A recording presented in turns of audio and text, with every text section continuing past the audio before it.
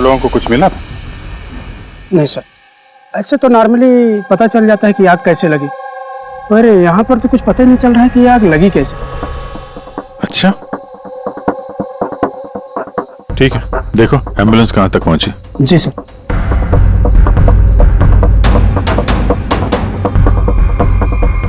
बहुत बुरी तरह से झुलस गया।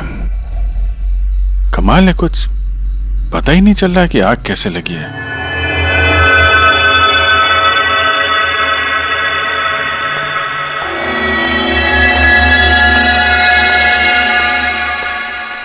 कैसे हुआ ये सब? सब कुछ तो बिल्कुल ठीक था, पता नहीं ये आग कहां से लग गई। इतने सारे लोगों की बद्दुआएं तो लगेंगी ना। क्या कहा तुमने? पता चला था सर कि दिलीप साहब किसी कोर्ट के केस में फंसे हुए थे। काफी बड़ा चक्कर था, लेकिन अभी कुछ दिन पहले छूट भी गए थे। काफी लोग नाराज भी थे इस बात से। कहीं इसी चक्कर में किसी ने दिलीप को मार तो नहीं दिया? नहीं, कोर्ट ने बरी कर दिया था मेरे पति को, उन्होंने कुछ भी नहीं किया। क्या केस क्या था? 9 साल पहले जीजू के थिएटर में आग लग गई थी, जिसके कारण कुछ लोगों की मौत हो गई थी और सारा इल्जाम जीजू पर आ गया था। ऐसे कैसे हवा में आग लग सकती है? जरूर किसी की प्लानिंग है।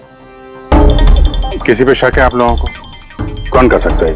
कोई भी कर सकता है, अनीता भी कर सकती है। कौन कौन अनीता? टोनी की वाइफ, और वो आज यहाँ आई भी थी।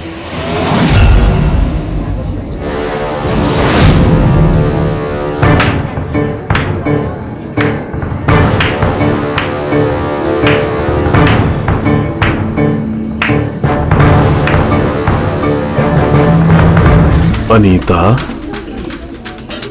दूसरों का घर बर्बाद करके अपने परिवार के साथ खुशियां मनाई जा रही है। वेरी गुड, वेरी गुड, वाह। लेकिन एक बात याद रखना, उन लोगों की तरह तुम भी तड़प तड़प के मरोगे। सिक्योरिटी! ए चुप! आवाज नीचे। निकालो उसको बाहर, निकालो! आउट! लगता है तुम दोनों अपने अंजाम से वाकिफ नहीं।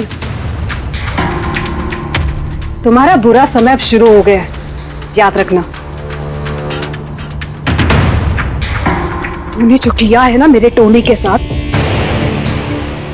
याद रखना, इसके बाद तू नहीं बचेगा। सुना तूने? ले जा इसको। तू नहीं बचेगा,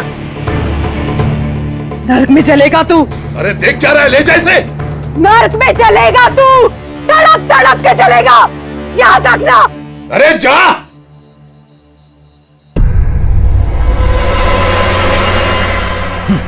लेट्स एंजॉय रोहन। अरे भूल जाओ।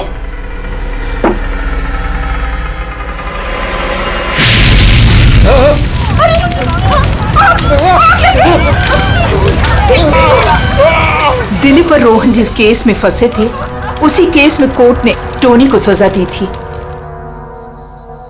अच्छा, किस किस को पता था कि आप लोग यहाँ रेस्टोरेंट में आने वाले हैं?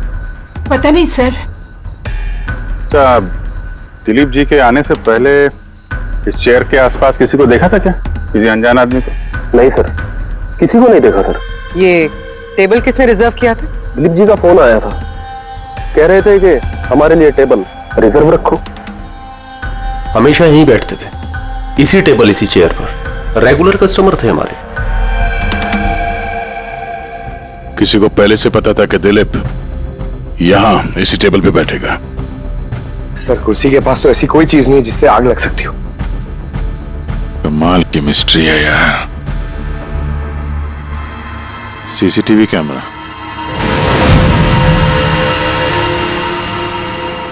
इसकी फुटेज से पता चलेगा क्या हुआ था यहाँ पे।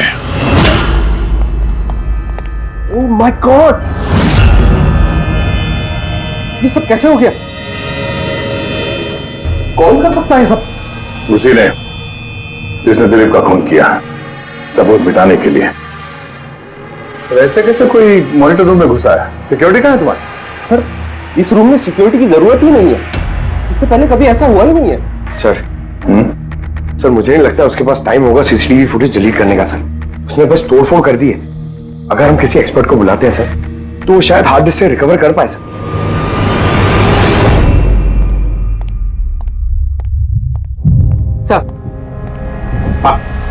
सर 9 साल पहले दिलीप और रोहन का एक थिएटर था जिसमें आग लग गई थी। एग्जिट और एंट्री डोर बंद होने की वजह से इस आग में 12 लोग जल के मर गए थे। विक्टिम्स की फैमिली ने केस किया तो इन्वेस्टिगेशन में पता चला कि उस वक्त एक गार्ड ड्यूटी पे था। हाँ, टोनी।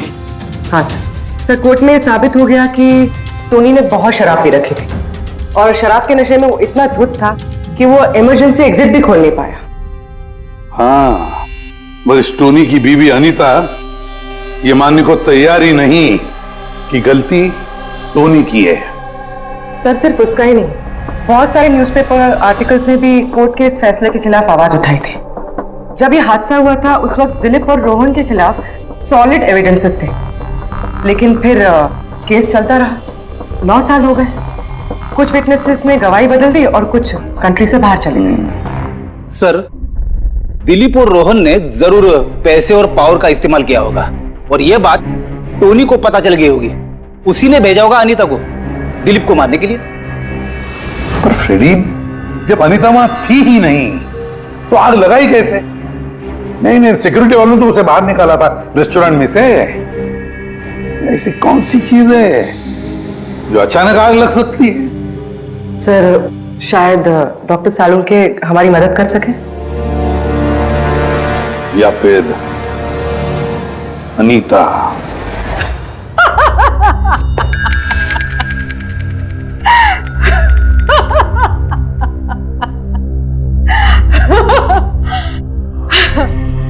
किस बात पे इतना हैरान है? मेरी हंसी पे? क्या दिलीप की मौत पे? दिलीप की मौत पे तुम इतना खुश क्यों हो रही हो? अब मैं खुश नहीं होंगी तो और कौन होगा? कल रात रेस्टोरेंट से निकलने के बाद तुम कहां गई थी? जेल, अपने पति से मिलने। वार्डन के पास सारे रिकॉर्ड हैं, आप चाहें तो चेक कर सकते हैं। वो तो हम करेंगे, और ये भी कि आखिर तुमने वो आग लगाई कैसे? कोई काला जादू किया तुमने? दिलीप को अचानक आग कैसे लग गई? काला जादू आता तो जरूर करती, पर मैं बहुत खुश हूं। ये दिलीप भी उसी तरह तड़प तड़प के मरा है जिस तरह 9 साल पहले वो बेकसूर लोग मरे थे, जिसकी सजा मेरा पति टोनी भुगत रहा है। तुम ये कैसे कह सकती हो कि टोनी की गलती नहीं थी? तुम तो वहां थी नहीं। मैं वहां नहीं थी, लेकिन टोनी यहां था। उस दिन उसकी तबीयत खराब थी। उसने अपने मालिकों से, रोहन और दिलीप से कहा, वो जल्दी घर आ गया आग लगने से पहले। गलती उन दोनों की थी। अरे पुराना दरवाजा ठीक ही नहीं करवाया, जिसके कारण वहां आग में वो लोग झुलस के रह गए।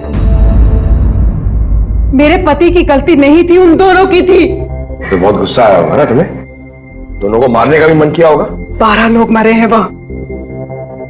मुझसे कहीं ज्यादा गुस्सा उन लोगों के परिवार वालों को आया होगा, पर वो बहुत खुश होंगे अब दिलीप की मौत की खबर सुनके। बहुत खुश होंगे। वो लोग और भी खुश हो जाएंगे जब रोहन चल के मरेगा।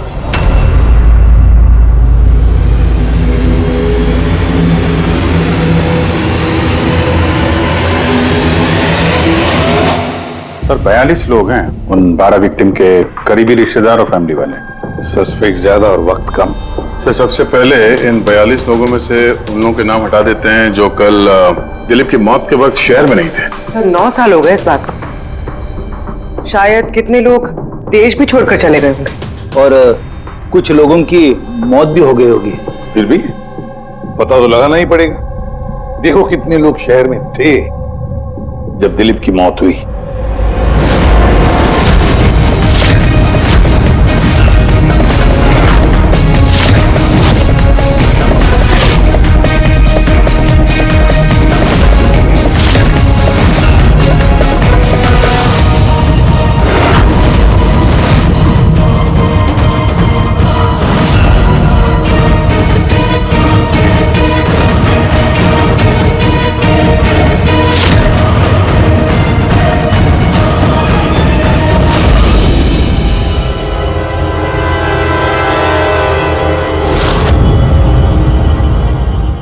हाँ पंकज, कितने बजे?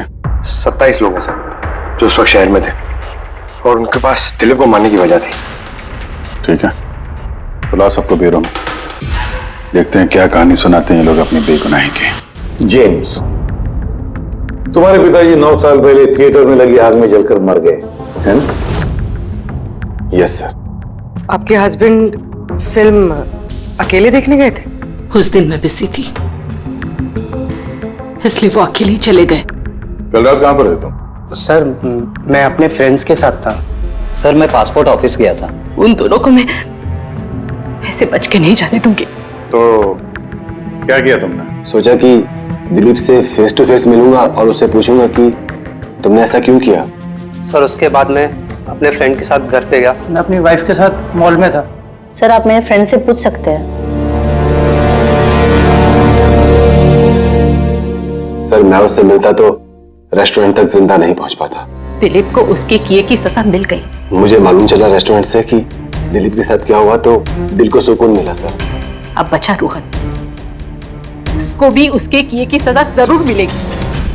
अब इन 27 लोगों में से उन लोगों के नाम रहने दो जो घुमा फिरा के जवाब दे रहे थे और जिन्होंने अपने जवाब पहले से ही तैयार करके रखे थे।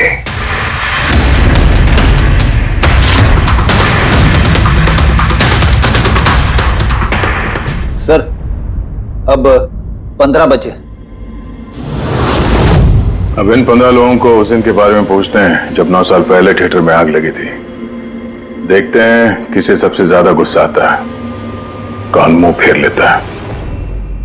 सर मेरा भाई 10वीं पास हो गया था। उसने कहा पार्टी देनी है, दोस्तों को पिक्चर दिखाना है, पैसे दो। सर मैंने वो पैसे उसे दे दिए। काश वो पैसे मुझे उसे देने नहीं चाहिए थे सर। जिसने भी ये किया बहुत अच्छा किया। आज मैं खुश हूं, आज मैं बहुत खुश हूं। कुमार साहब, आप यूनिवर्सिटी में फिजिक्स के प्रोफेसर हैं, है ना? Yes sir, head of the department physics. लेकिन मेरे खुद के बेटे को पढ़ाई में कोई इंटरेस्ट नहीं था। बहुत डांटता था मैं उसे, लेकिन अनिकेत के ऊपर कभी कोई फर्क नहीं पड़ा। एक नंबर का बदमाश बन गया था वो। उस दिन भी वो कॉलेज से बंक करके दोस्तों के साथ फिल्म देखने चला गया और सर और वापस घर पे कभी नहीं आया। हिमेश, राइट, कॉन्ट्रैक्टर हो ना तुम? हाँ सर। हिमेश, 9 साल पहले तुम अपनी पत्नी के साथ फिल्म देखने गए थे उस थिएटर में। नहीं, शादी हुई थी मेरी। सलोनी के साथ फिल्म देखने के लिए गया था। उसको भूख लगी थी, मैं समोसे लेने के लिए बाहर गया। मैं वापस आया तो देखा वहां के दरवाजे लॉक हो गए थे। वहां अंदर से लोगों के चिल्लाने की आवाज आ रही थी और धुआं निकल रहा था वहां से। मैंने सिर्फ दरवाजे खोलने की बहुत कोशिश की। मैंने बहुत कोशिश की। मैं पागलों की तरह दरवाजा को ठोकता रहा, पीटता रहा। सलोनी कहीं चिल्लाता रहा, अरे कोई दरवाजा खोल दो यार, सलोनी। लेकिन मैं कुछ नहीं कर सका सर, मैं कुछ नहीं कर सका। अपनी सलोनी को मैं बचा नहीं सका। वहां पे एक गार्ड भी था ना, टोनी, उससे भी दरवाजा नहीं खुला क्या? नहीं था सर। वहां कोई और गार्ड, किसी और को देखा था तुमने? कोई नहीं था सर, कोई नहीं था। मैं 9 साल पहले जो बात कोर्ट में कहा वही आज कह रहा हूं। जब सिनेमा हॉल में आग लगी थी उस वक्त टोनी वहां पर नहीं था सर।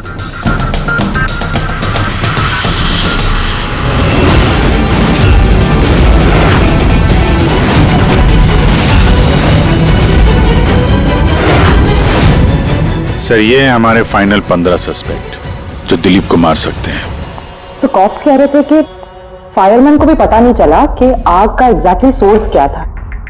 उन लोगों को तो जनरली टून का पता चल जाता है। कि वहां पर ऐसी कौन सी चीज थी जो तुरंत आग पकड़ती है,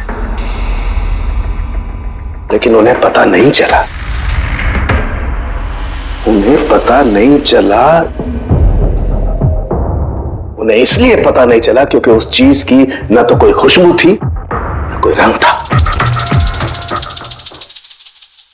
एग्जैक्टली सर, मतलब अगर लिक्विड होता ना तो इस दिलीप को पता चलता जब वो चेयर पे बैठता, उसे फील होता। और अगर पाउडर होता तो हमें टेस्टिंग में पता चल जाता।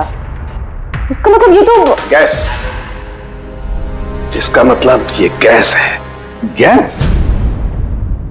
तो इसीलिए उस फायरमैन को पता नहीं चला कि किस चीज से आग लगी है। इनफ्लेमेबल गैस बॉस, जिसे सिर्फ एक स्पार्क की जरूरत होती है आग पकड़ने के लिए। अच्छा, मुझे एक बात समझ में नहीं आ रही है। दिलीप इस कुर्सी पर बैठा था, तो गैस कुर्सी पर आई कहां से? कुर्सी से ही।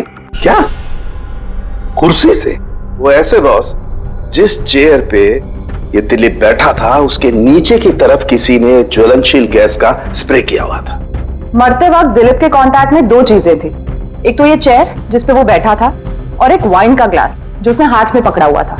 हमने ये दोनों चीजें चेक की तो इस चेयर के ऊपर से हमें इनफ्लेमेबल गैस के कुछ ट्रेसेस मिले। बॉस, हमारे आसपास वातावरण में स्वतः ज्वलनशील पदार्थ होते हैं जो कभी कभी स्पॉन्टेनियसली जल जाते हैं, जैसे कि मार्श गैस एक नेचुरल बायोगैस है और ज्वलनशील गैस इसका मेन कंपोनेंट है। मतलब इनफ्लेमेबल गैस कभी भी हवा में ऐसे ही जल जाती है? नहीं फ्रेडी, अपने आप नहीं। जब वातावरण में बहुत ज्यादा गर्मी पैदा हो जाती है और वो वातावरण की ऑक्सीजन के साथ मिल जाती है तो एक सुपर हाई टेम्परेचर का निर्माण होता है, जिसकी वजह से ये आग लगती है। लेकिन सालून साहब, वहां तो ऐसे कोई हाई टेम्परेचर वाली चीज थी नहीं। एग्जैक्टली, ऐसा कोई डायरेक्ट सोर्स नहीं था जिससे गर्मी पैदा हो सके बॉस। इसीलिए मुझे लगता है खूनी ने कोई एक्स्ट्रा डिवाइस का इस्तेमाल किया है ये अचानक इतना ज्यादा टेम्परेचर बढ़ाने के लिए। और ये कुर्सी तो तैयार बैठी थी, इसे तो सिर्फ एक स्पार्क की जरूरत थी।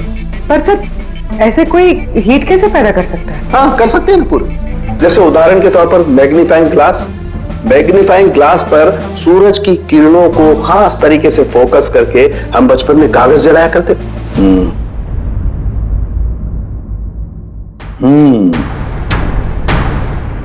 लगता है इस रेस्टोरेंट में फिर से जाना पड़ेगा,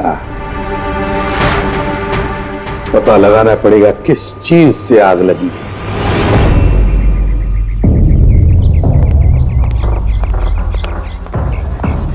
पूरा एरिया छान मार लिया सर, लेकिन ऐसी वो चीज ही नहीं मिली जिससे आग लग सकती है। और ये ओपन रेस्टोरेंट है। जब खूनी ने दिलीप के चेयर के नीचे वो इनफ्लेमेबल गैस स्प्रे किया तो किसी ने तो देखा होगा। वही तो, चेयर में अपने आप आग लग गई और दिलीप चल के मर गया। किसी ने कुछ देखा नहीं और ना ही कोई सबूत हमारे सामने आ रहा है। सर, उस डेटा एक्सपर्ट ने सीसीटीवी फुटेज रिकवर कर ली है, आप देख सकते हैं सर। गुड, तुम लोग यार देख लो, तब तक मैं देखता हूँ यहाँ पे कुछ मिलता है क्या। सर, दिलीप और उसकी फैमिली के आने के 15 मिनट के पहले की फुटेज है ये।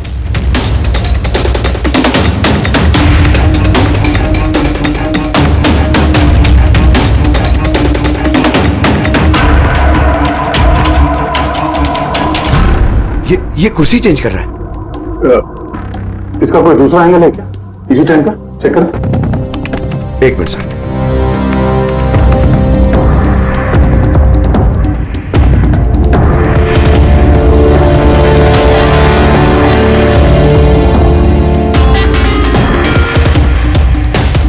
ये कुर्सी के साथ क्या कर रहा है? गैस स्प्रे कर रहा है क्या?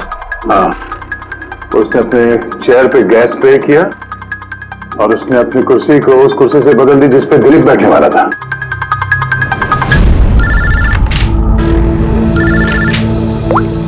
हाँ दया।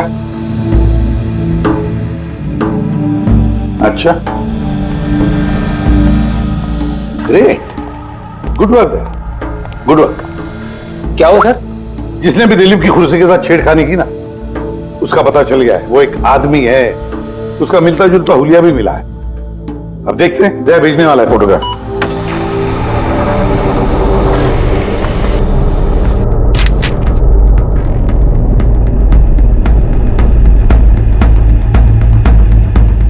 खूनी इन बचे लोगों में से ही कोई एक है, इन्हीं में से एक। और अब इसका अगला शिकार रोहन है।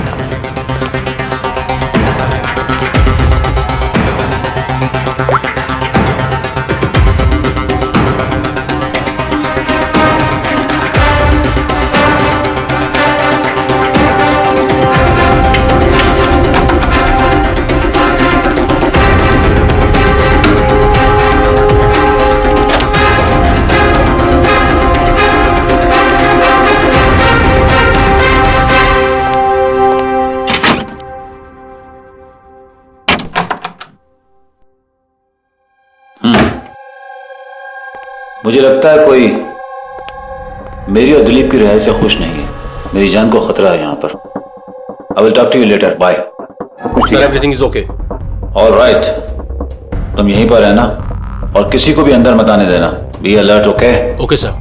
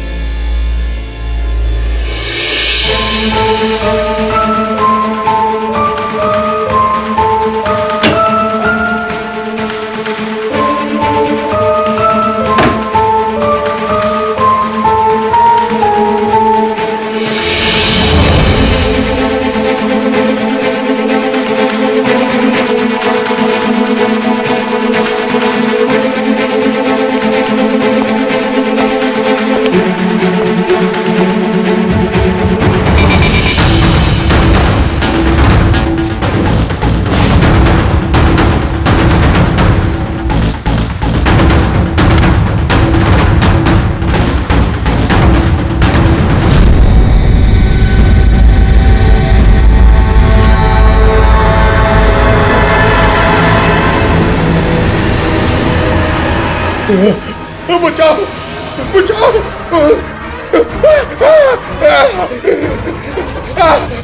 बचाओ। परे परे बचाओ बचाओ। कोई है?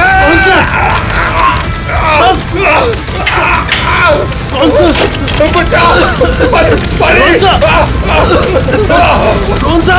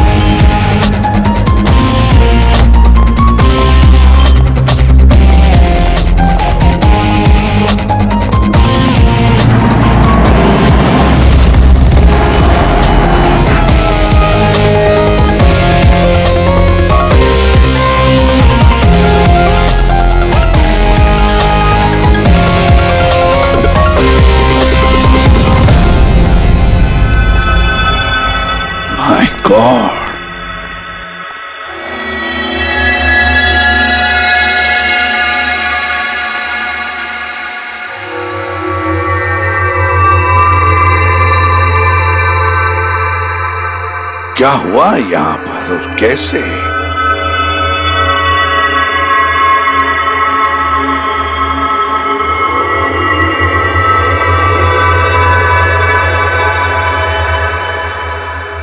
यहाँ पर भी और किसी किस्म की कोई स्मेल नहीं, सिवाय इस जली हुई लाश की बदबू के।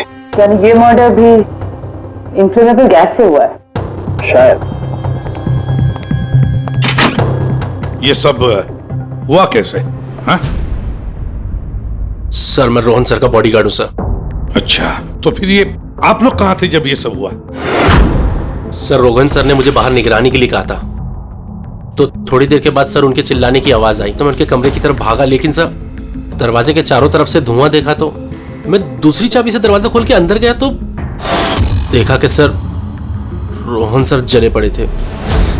आप लोगों को भी कुछ पता नहीं है।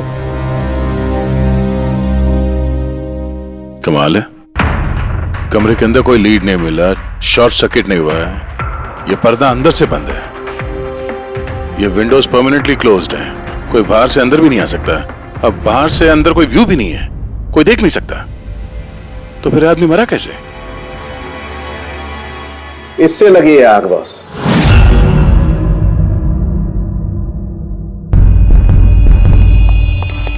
ये इस चीज से ये है क्या सर? फिलामेंट है। फिलामेंट? इलेक्ट्रिक बल्ब के अंदर का फिलामेंट। और जब इस फिलामेंट में इलेक्ट्रिक करंट पास होता है तो ये गर्म होकर के लाल हो जाता है। बॉस, खूनी ने भी इसी टेक्निक का इस्तेमाल किया है उस ज्वलनशील गैस को जलाने के लिए। पर वहां रेस्टोरेंट में जहां पर दिलीप की मौत हुई थी, वहां पर तो हमें ऐसा कोई फिलामेंट वगैरह नहीं मिला। और इतनी छोटी सी चीज है, वो खुली जगह है, उड़ गई होगी शायद कहीं, लेकिन यहाँ तो पूरा कमरा बंद है, इसीलिए पलंग के नीचे मिल गया मुझे। लेकिन सर, फिलामेंट से करंट पास होने के लिए वायर्स का कोई ना कोई कनेक्शन तो होना चाहिए ना बेड तक। होगा, यही कहीं होगा जरूर। तो पूरा बेड चेक कर लिया हमने, कमरा चेक कर लिया, ऐसा तो यहाँ पे कुछ भी नहीं मिला सर। दया, वो दरवाजा कैसा? मैनेजर। Yes sir. वो दरवाजा कहाँ खुलता है? सर दूसरा रूम है जो इस रूम से कनेक्टेड है सर। अब वैसे ये रूम सील्ड रहता है, इसे कोई खोलता नहीं सर। खोलो दरवाजा। Yes sir. आइए सर।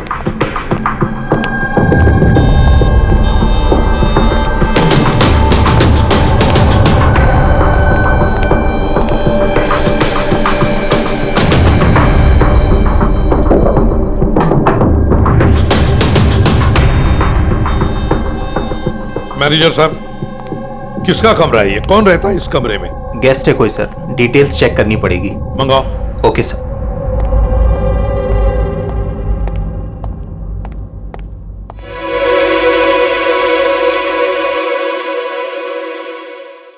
सर, वहां उस कमरे में जो कुछ भी हुआ है सर, वो इसी कमरे से किया गया। लेकिन अगर करंट इस रूम से पास किया गया है तो यहाँ से उस बेड तक कोई ना कोई वायर तो होनी चाहिए ना। और अगर वायर अगर होती तो बॉस रोहन को दिखाई भी देनी चाहिए। हाँ, शायद उसके बॉडीगार्ड ने भी देखा हो। बुलाओ उसके बॉडीगार्ड को। आप आओ यहाँ।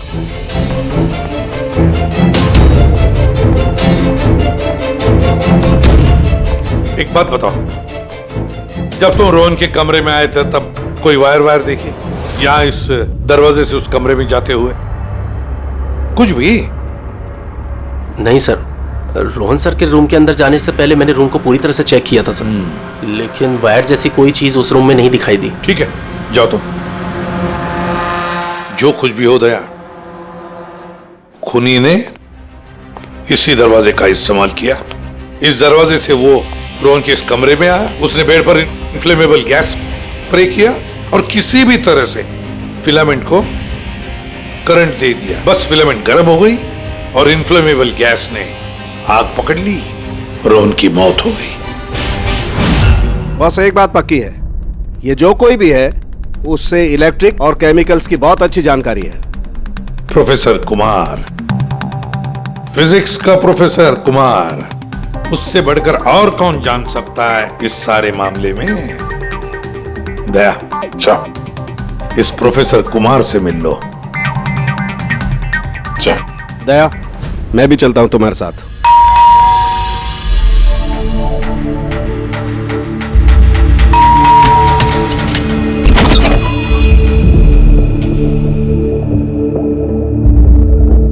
प्रोफेसर कुमार है घर पे? हाँ है, लेकिन आप लोग? सीआईडी। सीआईडी? सब ठीक तो है ना साहब? हाँ, उनसे कुछ पूछताछ कर दी है। कहाँ है वो? बाहर बच्चों को पढ़ा रहे हैं, मैं बुला के लाता हूँ। कोई बात नहीं, हम देखते हैं।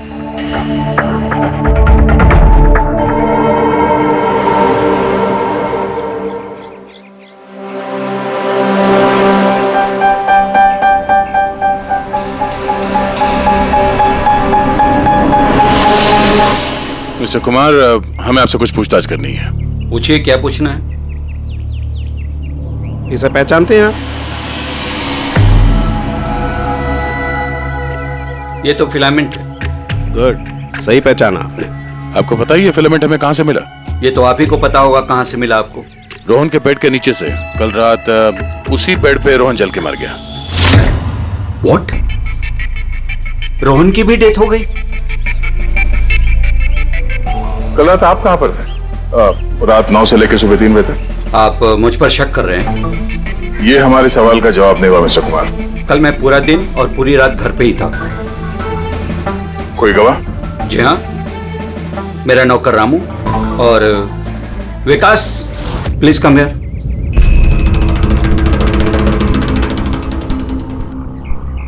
Yes sir. इन्हें बताओ मैं कल कहाँ था। सर हमारे एक्स्ट्रा क्लासेस ले रहे थे यहीं पे सर। कितने बजे से कितने बजे तक? सर शाम के 6 बजे से सुबह के 5:30 बजे तक। सर हमारे एग्जाम आने वाले हैं ना, तो हमने इस सर को रिक्वेस्ट किया था एक्स्ट्रा क्लासेस लेने के लिए। ठीक है सर, तुम जाओ बेटा। सर मेरे 5 स्टूडेंट्स और भी हैं जो कल सुबह 9 बजे से लेकर 5:30 बजे तक हमारे साथ थे। कहें तो उनको बुला लूं? ठीक है, अब मैं जा सकता हूं सर, बच्चों को पढ़ाना है। Please please. Thank you.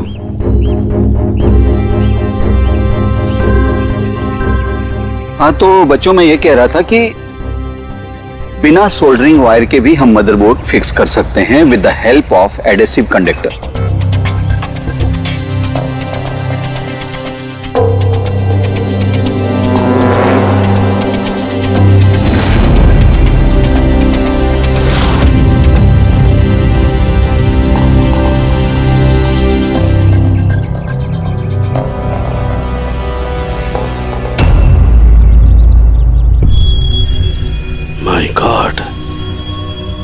My God यार, ये क्या बात? क्या? अरे यार, ये गलती मुझसे कैसे हो गई? क्या गॉड, बूढ़ा हो गया हूं मैं, बूढ़ा हो गया हूं मैं। एक काम करो, 1 घंटे बाद फॉरेंसिक लैब में मिलो, कुछ बताऊंगा। 1 घंटे बाद। अरे वो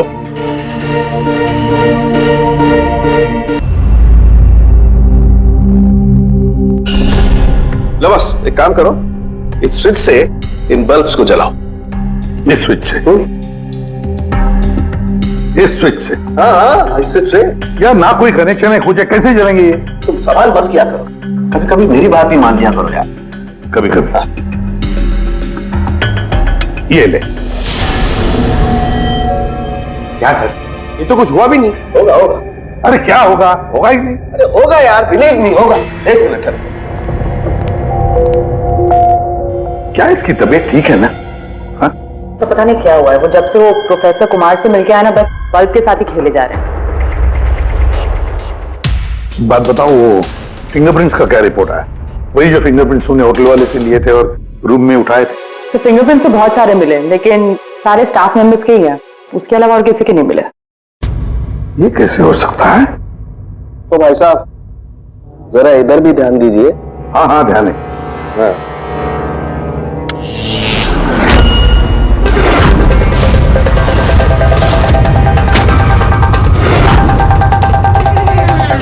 अरे सर ये बल्ब जलने कैसे लगे? क्या बात है सालूंके साहब, बिना वायर के सारे बल्ब जला दिए। लेकिन सालूंके साहब, ये सब आपने किया कैसे? ठीक वैसे ही हुआ ये फ्रेडी, जैसे कि खूनी ने किया था उस दिलीप की कुर्सी पे और रोहन के बेड पे। जादूगर सालुंखे, जरा साफ साफ बताइए, आपने ये किया कैसे? करंट क्या हवा में से आया? हवा में से नहीं आया बॉस, करंट आया है इलेक्ट्रिक पेंट के जरिए। Electric paint? हाँ, इलेक्ट्रिक पेंट। दरअसल बिजली के जो तार होते हैं वो मेटल के होते हैं, और metal is a good conductor of electricity, इसीलिए करंट उनमें से पास होकर के जाता है। ठीक इसी तरीके से कुछ पेंट भी होते हैं जिन्हें हम इलेक्ट्रिक पेंट कहते हैं, और ये भी गुड कंडक्टर ऑफ इलेक्ट्रिसिटी होते हैं। इनमें से भी इलेक्ट्रिसिटी पास हो सकती है, और कमाल की बात यह है कि ये किसी भी कलर में मिल सकते हैं, जो आसानी से किसी भी बैकग्राउंड में मर्ज भी हो सकते हैं। ओह, इसीलिए हमें होटल रूम में और रेस्टोरेंट में कुछ दिखा नहीं सर। Exactly that. खूनी ने दरअसल होटल के कमरे का और रेस्टोरेंट के फ्लोर का दोनों का कलर इस कलर के साथ मैच किया, इसीलिए हमें दिखाई नहीं दिया। और ये इलेक्ट्रिक करंट, आई मीन ये जो इलेक्ट्रिक पेंट है, ये आसानी से मिल जाता है? हाँ, मिल जाते हैं। दरअसल इलेक्ट्रिक सोल्डरिंग और रिपेयरिंग के काम में आते हैं, और इनकी सबसे बड़ी खासियत यह है कि ये आमतौर पर नंगी आंखों से दिखाई नहीं देते, सिर्फ इंफ्रारेड लाइट में ही ये दिखाई देते हैं। मैं दिखाता हूं।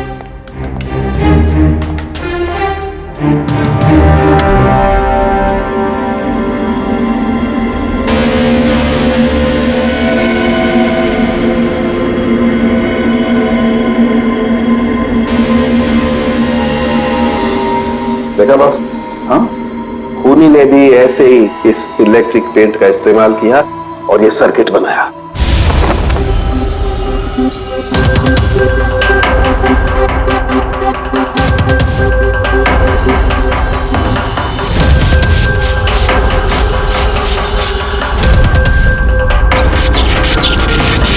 एक बात तो पक्की है, ये जो भी कोई है उसे इन सारी चीजों की पक्की जानकारी है। मगर सर, इनमें से खूनी कौन है? इस प्रोफेसर से तो मिल लिए सर, ये तो नहीं है। ये बंसी? बंसी तो एक क्लर्क है, और मुझे नहीं लगता कि एक क्लर्क को साइंस की इतनी जानकारी होगी। सर, इनमें से सबसे ज्यादा पढ़े लिखे तो ये प्रोफेसर ही लग रहे हैं। कोई ऐसा जो प्रोफेसर जितना इंटेलिजेंट तो नहीं है, लेकिन इसे इन सब चीजों की जानकारी है।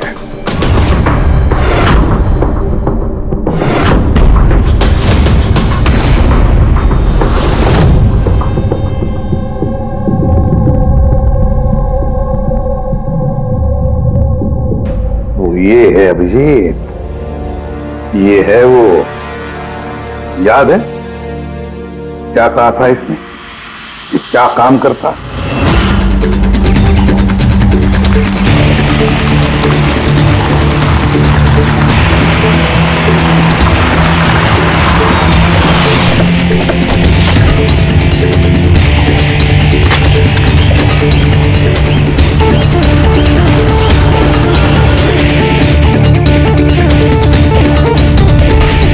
चले ससुराल।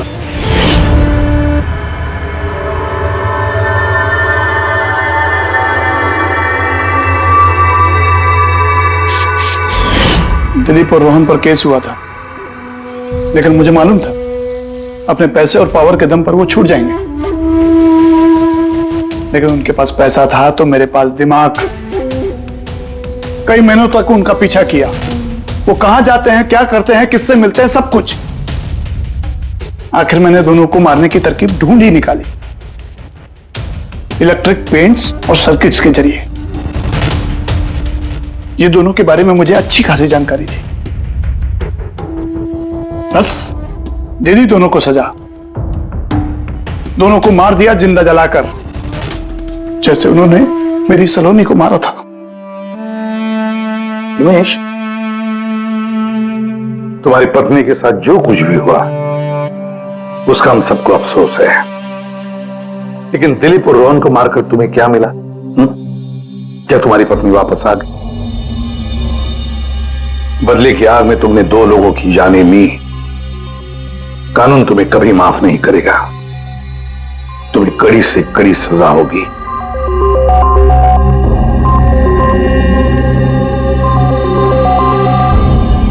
इस तरह के और भी एपिसोड देखने के लिए हमारे चैनल को सब्सक्राइब करें और बेल आइकन दबाना ना भूलें।